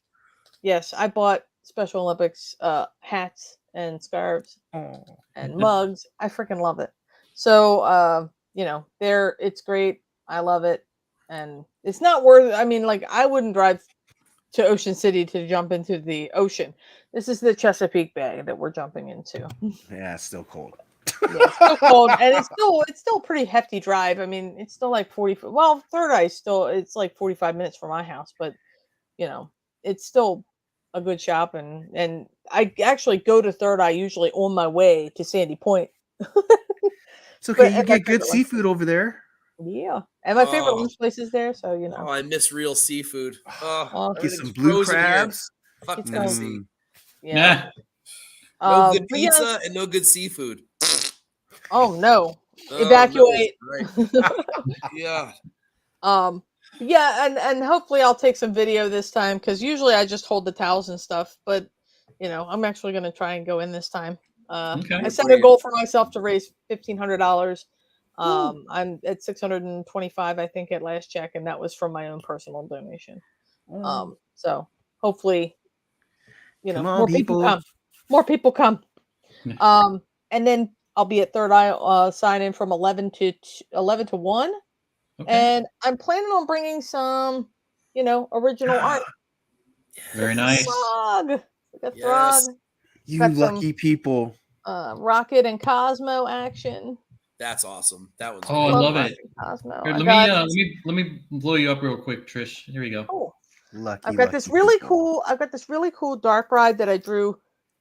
This insane Mickey. That's cool. Oh, that's so cool. Like runaway brain Mickey. You don't see him on anything, so I thought, you know what, I'm gonna do that. Stray dogs with my favorite stray dog. Oh my gosh. All dogs go to heaven. Yep. Yeah. Doreen, I'm so jealous, Doreen. Oh man. Got Snoopy. Snoopy. Got Balto. Ruh-roh. Some Balto action. Oh, Brian Griffin from Family Guy in his little Disney style, holding a martini. That's pretty good. Droopy. Yeah. Droopy. I can mimic any style. Oh, and then of course, Yes. Yes. So I've got plenty of these little things, and I have a couple of remnants. Oh, that's incredible. Wow. Oh shit, I love that. Oh my god, that's amazing. And I've got some remnants from Baltimore Comic Con that I can't believe did not sell. The Bolt. Yes. What? Georgette. Oh my goodness. And I got Jeff the Shark. I'll take that Jeff the Shark. I'll take that Jeff the Shark. And I promised this to a nearing Nerdvana viewer. Cheshire Cat. The Cheshire Cat. Yeah. So awesome. So, like I said, when I work with markers, it looks like a third grader colored it, but I do my best. I do my best here. And then the most amazing and generous person in the world. You show my birthday present again, Trish. Oh yeah. Hang on. Oh. First of all, when we were talking and you said Snoopy at first, I literally drew this in like 10 seconds, I think. You having her do Snoopy? And then I did that. Yeah. Oh my gosh. Woo! Got some variable line width going on. I don't know. I tried to make it look as Schultzy as possible. Yeah. Oh, it looks very much. That's great. That's Oh, awesome. it's You so love a good amazing. Snoopy. It's so minimalist too. Like it's just so little. That's great. That's exactly what it's supposed to be. It's amazing. Thank you Oh. so much. I mean, it's really fantastic. Oh, hey Trish. Besides me, it looks like James over here wants to buy that Jeff right now. I couldn't believe that Jeff didn't go. I thought he would have gone. Like I thought a lot of people I'll take commented him. when But he went by. hey, James, if you want to hit up Trish, hit her up on IG at Trish Forstner, and just get on her DM, and there you go. All right, Trish, is there anything else you got going on? No, I mean, like right now. Oh, I'll have another signing in March in at a shop in Hanover, Pennsylvania. Trying to remember the name of it. I want to say it's some place called Nerdtopia. I want to say it's Nerdtopia. It's a comic shop. They hit me up. And Hanover's like 45 minutes away, so I can get up there pretty fast. Nice. All right, very cool. Yeah, it'll be like similar. It'll be like a noon to 4 kind of thing because that's a longer drive. But anyway, yeah, I'm gonna bring stuff. I'm gonna hope to bring original like covers to every signing I do, just to kind of help it out. People. But I've got lots of covers out, like between all the Disney covers and my regular covers that I do. People should have plenty of things to have signed. There you go. And I'll have Stray Dogs. I'll have Stray Dogs stuff there too, obviously. Very nice. All right, thank you very much, Trish. Thank you. Mike. All right. Cover Fire, as always, on CBSI, my Tuesdays, non-incentives, non-exclusive covers. So all your A and B cover loving comes out on Tuesday mornings, late morning. So go check that out at thecomicbookinvest.com, please. And this week, there's actually a couple of amazing covers, and then it's kind of a meh week besides that. But the winner is an incredible cover. Most of you who have looked at this week's books probably know what it is already. But then Cover Tunes, which is taking a hiatus through the holidays here, is coming back soon with a vengeance. It is my sort of an interior soundtrack to comics I think are forgotten about or underloved or whatever that I just sort of want to talk about. And there's usually some kind of a theme going on, and that's a Wednesday article that I write, and that'll probably come back in February. So that's where I am right now, because I got a 7-month-old in the house as well as that 3-year-old that you saw earlier. So life's a little hectic around here, and we've been really sick as well. So in the holiday nonsense, it's been a couple of months of roughness here in the Morello household. So I can't wait to get back to Cover Tunes. You'll see it soon, and I'm looking forward to getting back and refreshing my love for those books as well. So please head over to CBSI for your Wednesday warrioring needs. Lots of great free content every week from guys who really love to write for all of you. So hopefully you're checking it out. Yeah, definitely love your stuff as always, Mike. I'm looking forward to your cover fire, even though I already know what the cover is going to be. But definitely, you guys, take a look, leave a comment. I mean, you definitely interact with these guys. They'll definitely comment back if you have any questions or make a comment regarding their selections.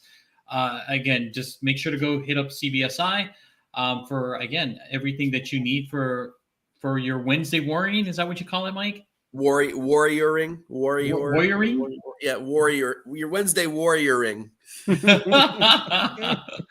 All right, thanks so or much. Or Tuesday, if you're copying and you're getting DC books, then it's Tuesday. I don't think he gets any books. No, probably not. All right, and before we head on out to our upcoming shows, just really quickly, Trish Sticks wants to know if there's a schedule on your website where you can make appearances. No, I don't have a schedule on any website or anything. I think it's probably something I should do.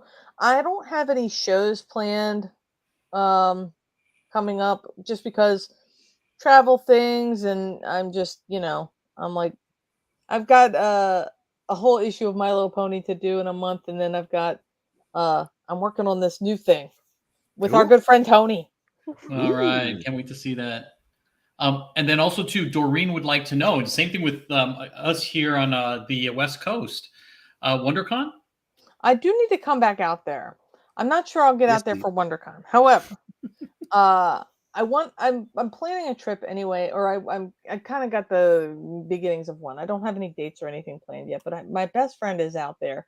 He he works at Disneyland, so I think I have to pay him a visit anyway. Nice. And you know what? We could recommend a number of stores. I know Jeff has a lot of LCS. I definitely have a store that would love to have you there. They've had Tony there. Oh my gosh! So well, you know, Tony, he's like everywhere. He's so busy lately. He got no time for me lately.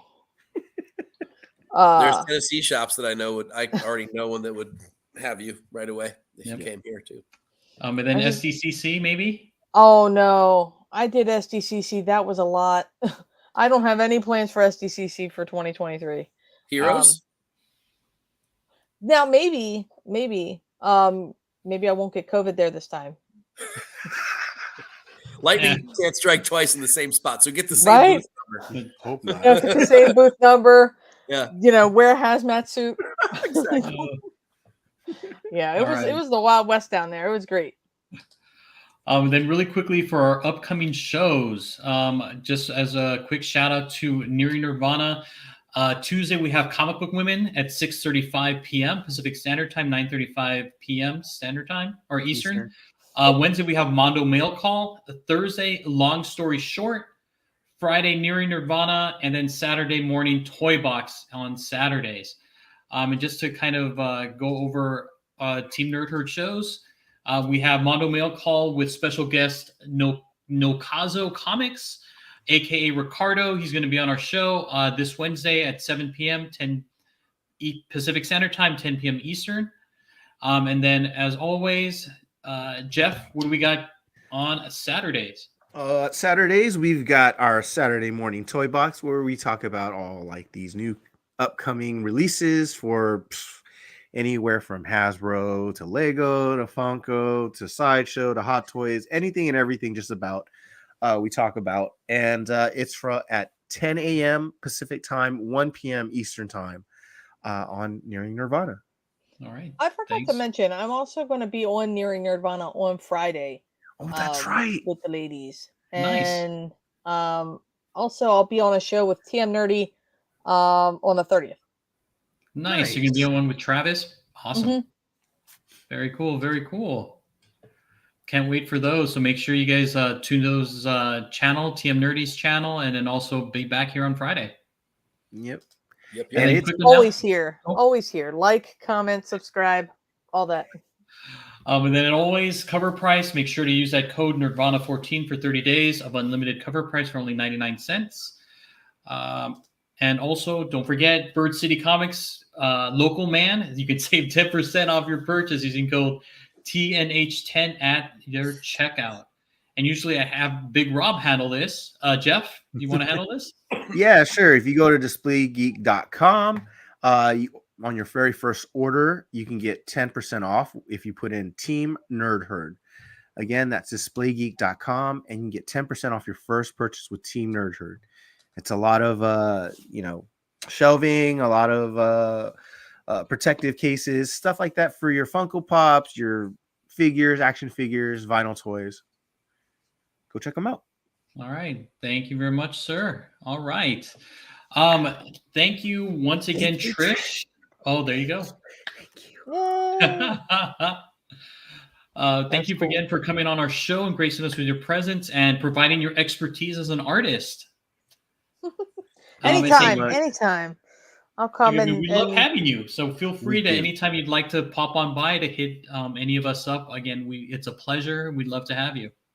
Yeah, if I'm not on the show, I'll be in the chat. That is true. That is true. We love it. We love it. Yes, thank you. This is like my favorite. It's my favorite show. It really is. I just got tingles, and I'm turning red. It really is. Awesome. It makes me. It does make me smile because I like it when people can appreciate the artwork that goes into the covers. Now, yes, if you're an artist and you can't accept constructive criticism, then this ain't the biz for you. I would never and say I don't feel like any of us are ripping terrible. Anybody too much apart. Like, I don't think we're tearing anybody apart. Well, we didn't do Fornez any favors on his cover. That poor Mayhew cover. Poor Fornez. We were not nice to that guy. But otherwise, you're right. That poor Mayhew cover this time. I don't think any of us did any favors for that one. But, in general, like, if you're an artist and you create things, you're already, like one to admire. And then, Agreed. But if you can't take constructive criticism, this ain't the biz for you. Or even criticism in general. I just try not to go out of my way to be absolutely horrifyingly mean to people.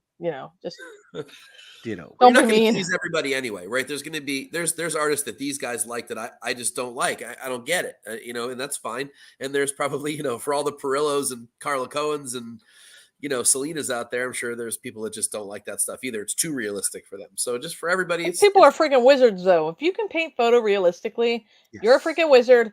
Get out, go away, go somewhere else. But see, people would say the same thing about your style, though, to be able to recreate the nostalgia of a Disney piece every single time you put a pencil on a piece of paper.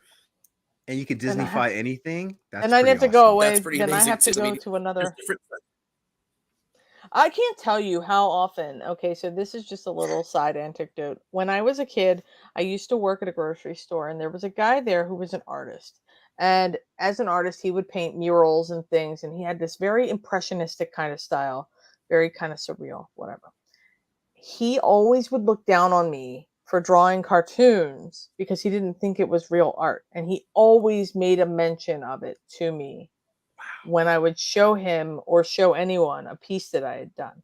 Yeah. And so, I would never put down another artist, even if your style isn't my style. Isn't what I'm into. I still think that if you have the courage to try and put it out there, then you're already, that's it. You're an artist to me. Well said. Agreed. But damn, don't go put people down. Don't discourage people. That's rude. And then also too, art is subjective, right? We say that all the time. Art is subjective. Absolutely. And everything here is just an opinion, and everything here is just what we think. It's not necessarily what you have to think or what you think at all. Yeah. That's what you need to put up in the beginning, the little black screen disclosure that says the opinions expressed by the panel by the panelists. Mike would like to in advance apologize to Rose Besh and Peach Momoko and Mike Mayhew. And see, Mike Mayhew's a different story. No artists were harmed in the making of this. There you go. I like that one. That should be our new close. I love that. That is good. We're gonna have to talk about this then. Oh my goodness. We'll talk. Great. My people will talk to your people. I love it. All right. Yeah, again, I'll come on here anytime. Anytime you guys want me on. We'd love to have you back. Oh yes. Anytime. All right. With all of that being said, Mike, please take us out. No artists were harmed in the making of this podcast. Woohoo!